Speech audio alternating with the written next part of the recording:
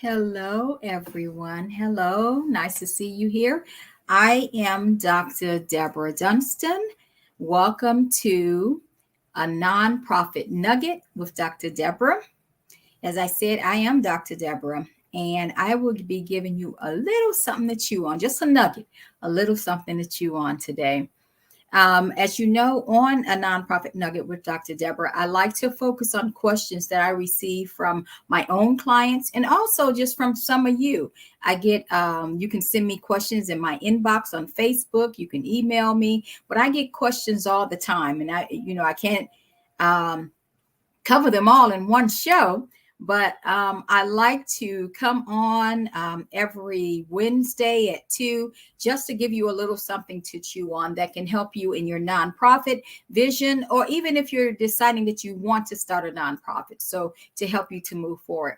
The question that we're covering today is a question I get a lot because as the spring comes in, you should start thinking about your events. The spring and summer are best for fundraising events. And so you should start laying down your foundation for your fundraising events. And there are many different steps to having a successful fundraising event. I've ran many different fundraising events.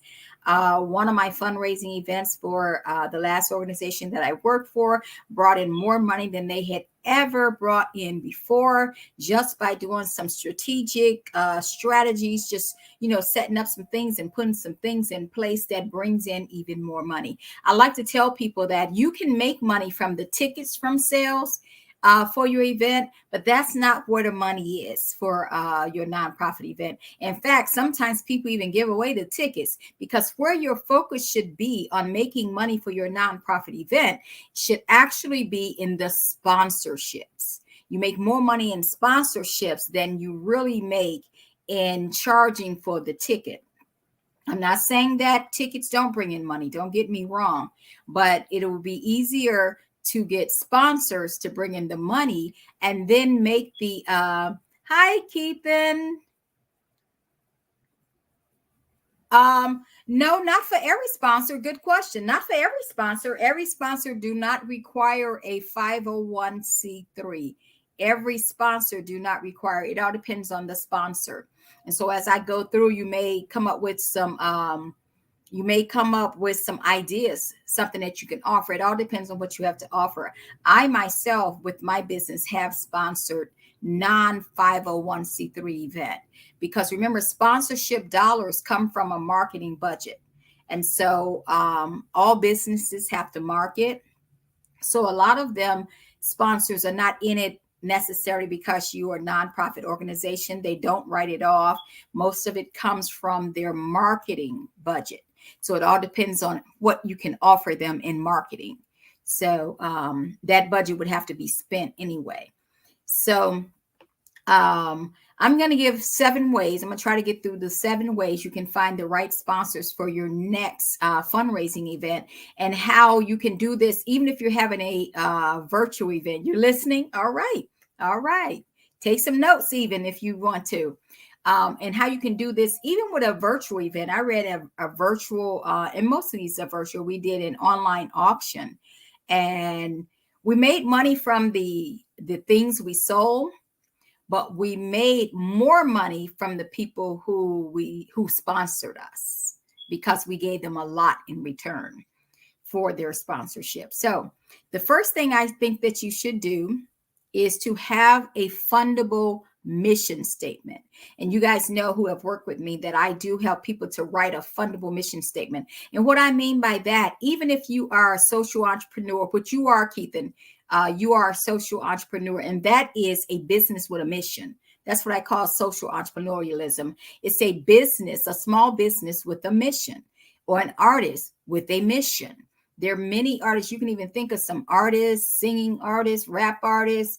You can think of businesses who have a mission. They're not a nonprofit, but they have a mission attached to what they do. So you would have to have a fundable mission statement. And that means you would answer the important questions that your sponsor would want to know, like, who are you? First of all, what do you do? For whom do you do it for? How do you do it? Like you can say through the music I write, through the presentations, through the poetry. So if you're an artist, you would do that. If you're an organization, of course, you would talk about what your organization does. And then why do you do it? The why is big. What's the impact of what you do? It's okay that you say you're doing all these activities and you're doing all these things. What people who support causes want to know is, what is the outcome? What is the impact? What good does it do for people, the community, the neighborhood, or the world as a whole? What good does it do? That's the why. So the who, the what, the for whom, the how, and the why are important questions in writing a fundable mission statement for your business, for your nonprofit, or for your social entrepreneurialism business, for your social entrepreneur business. So even, yes, Keith, and even an artist can have a mission statement attached to them. And you probably even know some. Number 2 is start with your local businesses. If you're just starting out, you wouldn't reach out to Coca-Cola. How much do you have to offer them? I just said them for example, because they were one of my sponsors when I worked for a international, actually. 2 of my jobs, actually, I worked for national organizations who had Coke and also for an international organization. But look what they can offer. That visibility is massive. And so, but go with your local businesses. Because local businesses, they work hard to build street credit too. They want to build a positive identity in their community. And I would even go as far as talking to some small businesses, some entrepreneurs. They don't have to be they don't even really have to have an office. You can talk to entrepreneurs, coaches, or whatever, just people who want to get themselves connected. Talk to people who want to get themselves connected to a worthy cause without having to go and be a nonprofit themselves. They just want to connect. They want to build credibility as a business who connects with the community. And that helps them on the other hand. And what it ends up doing is a win-win-win situation. People used to say win-win, but this is a win-win-win situation. This means that you get their support, right? They get the PR. They get the PR that you're going to put them out there and show that they're a business that cares about the community. And plus you can raise funds to do the good work that you do. That why, that impact. So you can raise money to do the good work that you do. So it's a win-win-win. So you get the money, but the people you serve get the impact. You see what I mean? So it's a win-win-win situation. Even the business wins. They may even have signage or something at your event, but even everybody wins in this situation. Number 3. So you have your fundable mission statement. Number 2, reach out to your local businesses first. Even there's a Walmart somewhere everywhere, but reach out to your local businesses. And then next, reach out to businesses that have a crossover mission with yours. A crossover mission, whether they're local or not. The best sponsors for any event that you're having is businesses or entrepreneurs that have a crossover mission, meaning you serve the same people or you have the same desire. So for example, if you are an organization that feed the hungry, you may have we used to call them soup kitchen or food pantries, feed or clothe the hungry, then you would want to reach out to grocery stores to be sponsors, or even caterers. Coming down to entrepreneurs, there are a lot of local caterers in almost every city. So if you're somebody who feed the hungry and you're having an event to raise funds for your organization, you will reach out to those people who care about food, who care about nutrition, who care. If you have a nutrition program that teaches nutrition, you would reach out to people who care about nutrition. I can even think of some nutrition coaches. You can reach out to them. You can offer them a sponsorship. You shout them out and you get money. So you're doing their marketing for them. Think about it like that. And so again, hey, Tim. Hey, Jimmy. I'm glad you guys joining. Hi, Annette. Oh, thank you so much for sharing, Annette. Thank you so much for sharing. So you see how that worked together? Now, imagine you are someone who provides housing, a transitional home, or somebody who provides housing for the homeless, a homeless shelter. If you were having an event, you would reach out to people who care about housing, construction workers, hardware stores, contractors. You will reach out to them because they would want to. Hi, Dr. Beverly. Thank you for joining. Those people will want to be connected to someone who does housing, an organization that focus on housing. And so you would want to make sure it matches. And so next, what if you work with youth, a mentorship program, or whatever you do has an impact on youth? You would want to reach out to people who want to get in contact with youth and youth parents. Things like clothing stores where youth go, shoe stores. When I worked for a youth organization, one of my biggest sponsors actually was a local athletic shoe store. You know, they sold T-shirts and stuff too, but they sponsored our events every year because guess who was at our events? Young people. Young people in Prince George's County were at our events. So they want to get to those young people. They want those young people to know that I support you. I'm here for you. So they sponsored us every year. Every year. They were always who I called on first. I even had a pharmacy sponsor something I was doing because I was doing mental health, behavior health type program sponsorship in a pharmacy, a local pharmacy, not one of the major ones, but a local little pharmacy wanted to get itself known in the community. They reached out to me to be a sponsor. And I thought that was great. And I let them pass out their flyers to every parent who was there. And it would happen to be a Black-owned pharmacy. So they wanted to get known in the community we was in. And what if you're doing something like you're somebody, an organization that help businesses to start businesses, help people who want to go into be an entrepreneur, then you would reach out to business supply stores. You see how that works? Local artists, even local authors, even you will reach out to those kind of people. So, so number one, make sure you have a fundable mission statement. Make sure number two is start with local businesses and entrepreneurs. And number three is reach out to those, make a list, and then reach out to those businesses that align with your mission. Okay, because it's a win-win-win situation for them. Number four, consider businesses that are already sponsoring similar events. If you see, like I told you about the person who sponsored us every year, how I found them, this shoe store, is that they had sponsored a walk and run. I saw them sponsor a walk and run event. I wasn't doing a walk and run, but it was a walking run to raise money for a youth mentoring program. And so it aligned with something I was doing because I service youth too. I just do, thank you, Dr. Beverly. I tend to focus on youth who have been through trauma. So sexual trauma usually, but I focus on that, and I focus on children. So I would even go to children's stores. I focus on children who have been through trauma and it's affecting them in school or them getting into school. School readiness, affecting their school readiness by experiencing trauma. So I can even reach out to, sorry about that, you guys. I can even reach out to, let me turn this down. I can even reach out to toy stores because I will have parents of young kids who will actually support my events.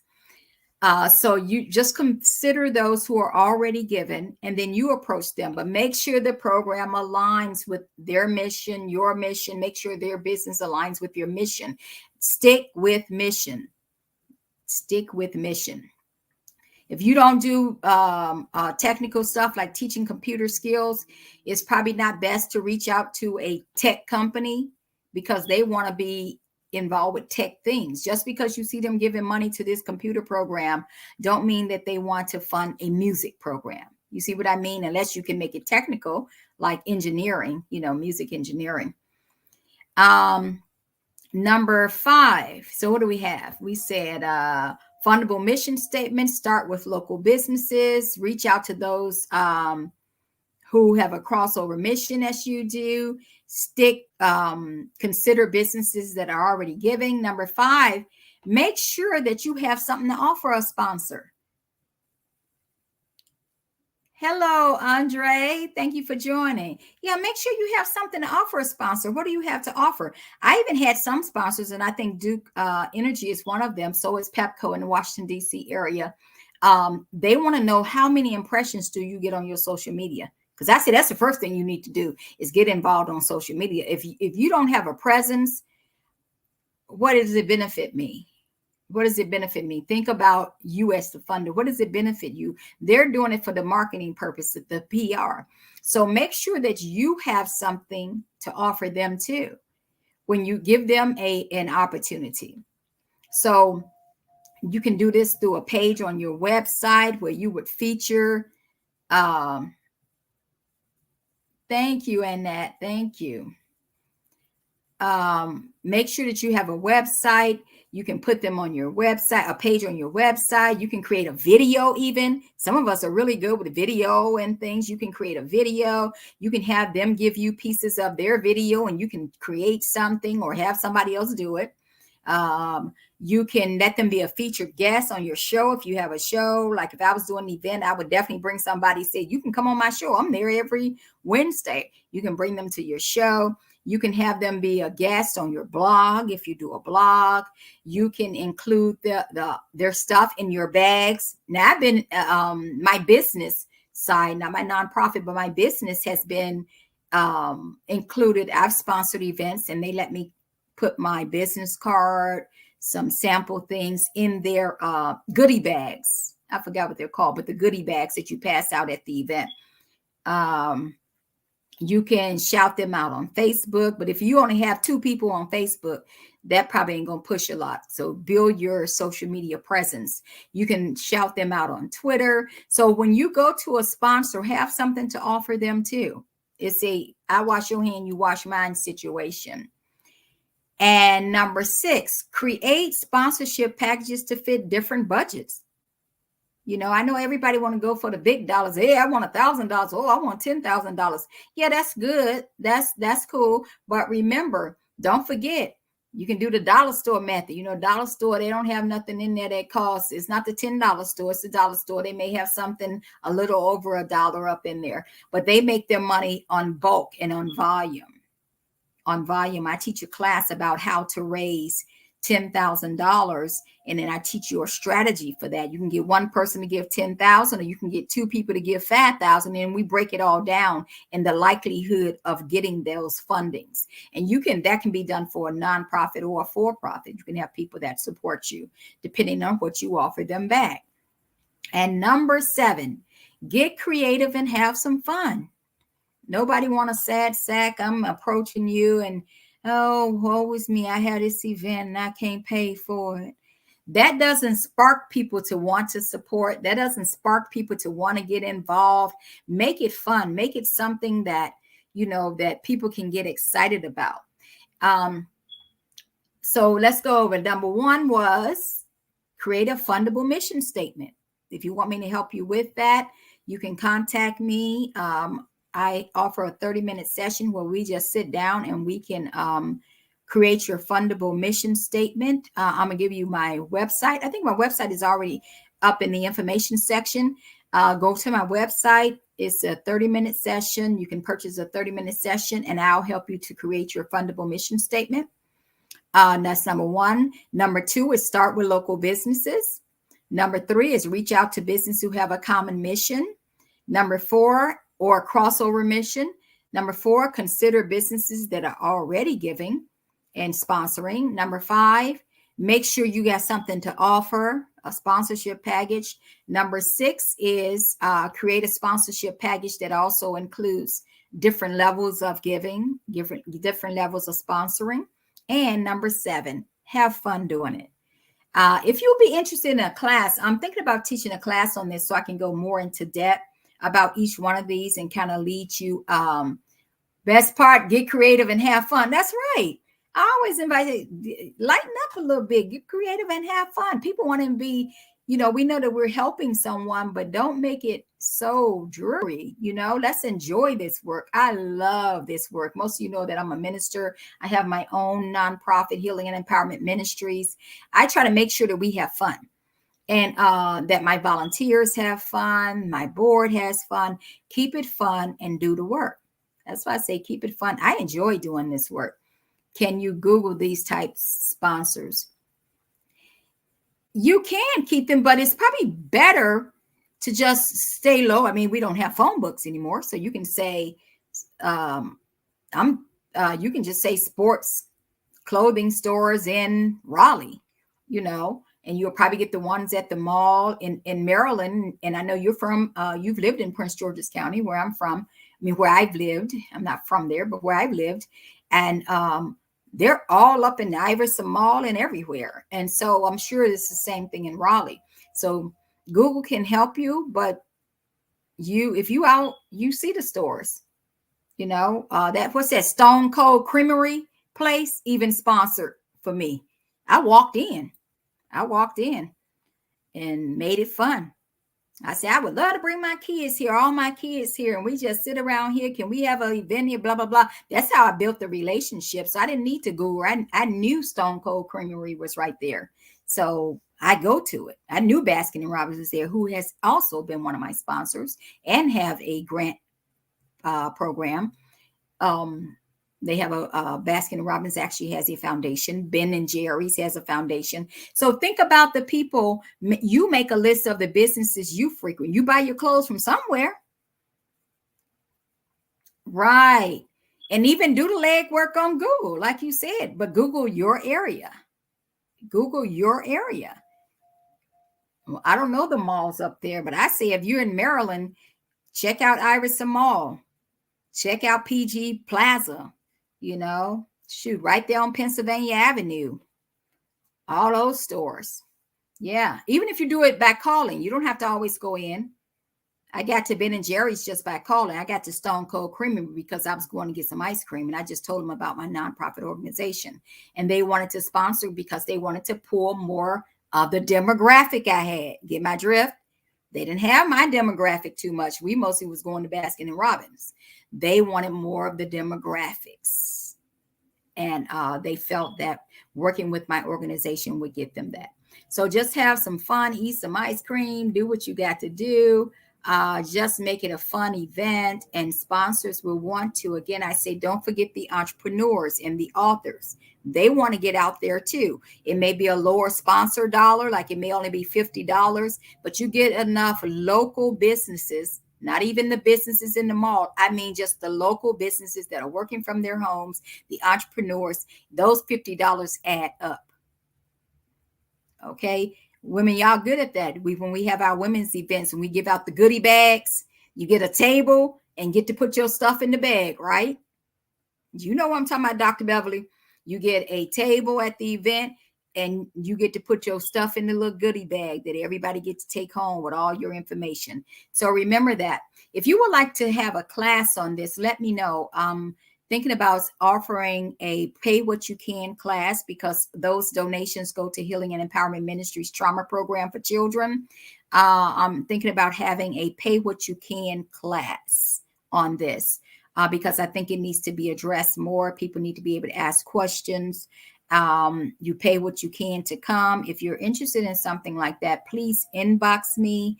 Let other people know that I'm interested in having a class, a pay what you can class for a donation to Healing and Empowerment Ministries. You get to come.